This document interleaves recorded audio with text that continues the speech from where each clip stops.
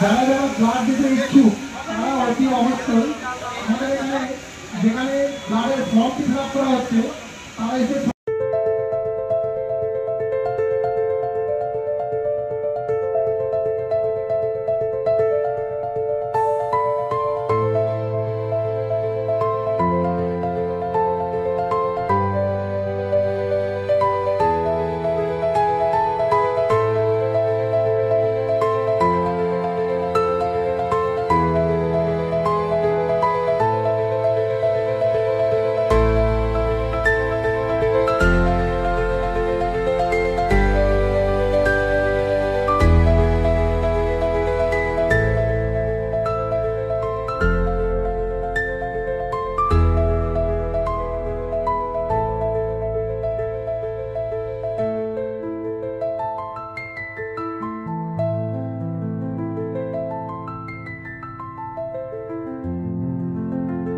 আজকে জেলা পুলিশের উদ্যোগে আমাদের মাননীয় জেলা পুলিশ সুপার শ্রী দিদিমান সরকার আইপিএস সাহেবের নির্দেশ মতো আমরা এখানে দুটি প্রোগ্রাম রেখেছিলাম। একটি হচ্ছে রক্তদান শিবির, যেখানে আমাদের এইখানকার ৪৫ জন ব্যক্তি রক্ত দান করছে।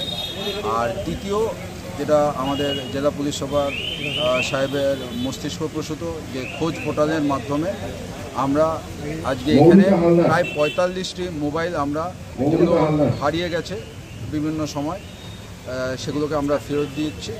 এই দুটো প্রোগ্রামই আমাদের এখানে আজকে চলছে।